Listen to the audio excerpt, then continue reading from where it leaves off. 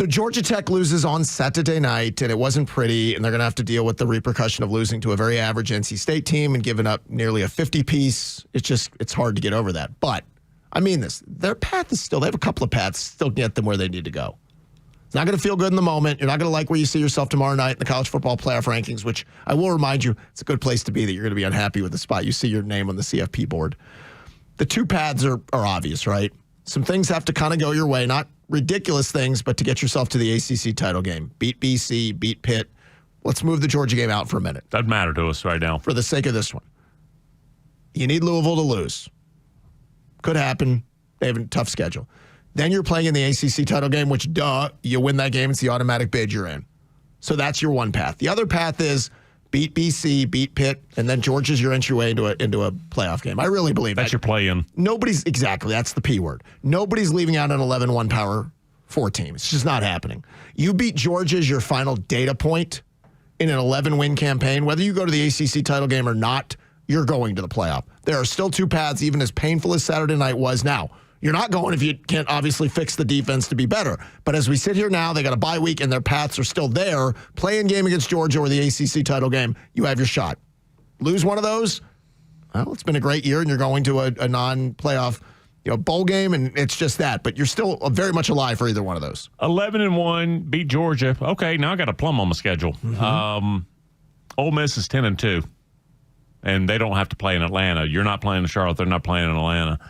Ole Miss is pretty, and they live in the right neighborhood. Can I counter? None of this is true about you. You're smart and have a great personality. But you know what? You could hold a conversation because you beat Georgia and they didn't. So I can hold a conversation. Ole Miss just look pretty to look at. Georgia Tech would have some depth to them. We could actually have because the looks are going to wear off at some point. You got to be able to say something. Does she have a sister? Yeah, she's Texas A&M. That's the sister. Okay, so the Georgia side of it. Georgia's path is much clearer, right? That as long as they don't slip up against Miss State, as long as they take care of Texas, which, I mean, it's still Texas. That game's been announced for 7:30, by the way, in Athens, a couple of weeks from now. And then the Charlotte game. That if that happens, I think they could lose to Tech and still go. They would have you would have quality wins over Ole Miss, playoff team potentially. You'd have a really good win over Tennessee. Your losses would be playoff team Bama and potentially playoff team Georgia Tech. I think Georgia would still go. So as long as they take care of their business before Tech, I think they're in even at 10-2.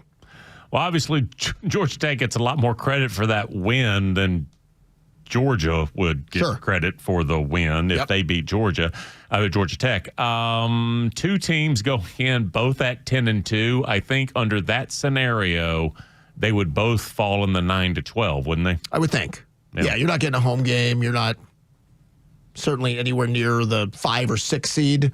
No crying for a playoff team, okay? No. But still, 5 to 8 is sort of the sweet spot there. Agreed. Now, if we do the math, though, as long as, again, Tech doesn't slip up before then, they'd finish 11-1. So let's say they don't go to the ACC title game. What would you do with the seed then? Their final win would be Georgia, 11-1. Are they a 7? Are they an 8? I'm talking about them even getting in the field over like a 10-2 Ole Miss. Wow. There would be some Brent Key, you'd have to keep him away from the committee. If he beats Georgia in his final win, a top 5 team. You got to consider it all. I know you do. And you know where I said I don't trust this committee ever. But if you go 11-1 as a power, beat Georgia at the end, and somehow get left out. Be really unprecedented, very hard to see. But if it comes down to that and 10-2, I'm just picking, or 10-2 Bama. But that's a better one than Georgia Tech. Here's why. Bama beat Georgia too. If it's Ole Miss who lost to Georgia, and I know there are other factors. I'm not naive to it. This is a month down the road.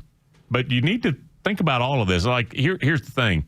Win, Voodoo Doll Louisville, get to Charlotte. You got to handle your own business. That's what Saturday night did. And NC State earned it. There was nothing flukish about it. Nope. CJ came out and he made plays. They couldn't be stopped. Nope. And that's what Georgia Tech's going to have to overcome. And that defense has fought for him this year. It really has. It hadn't been perfect, but they've dug in for him, and Saturday night just didn't happen. The 2 worst words when you're in front of the committee is bad loss. They can use that against you at any time as their defense when they speak to Chris Fowler or Reese Davis after the meeting and say, here's why you didn't go bad loss.